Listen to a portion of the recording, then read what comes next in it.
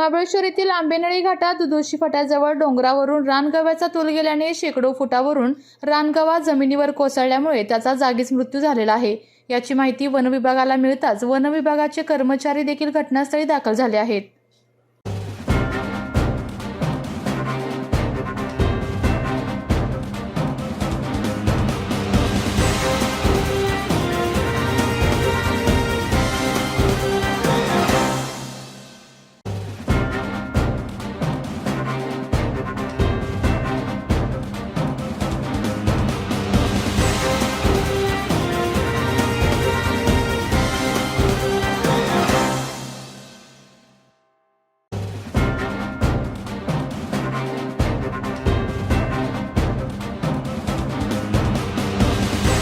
आपल्या तालुक्यातील जिल्ह्यातील बातम्या सर्वप्रथम पाहण्यासाठी आजच सातारा न्यूजला YouTube चॅनलवर सबस्क्राइब करा, लाईक करा, शेअर करा आणि बेल आयकॉन प्रेस करायला विसरू नका।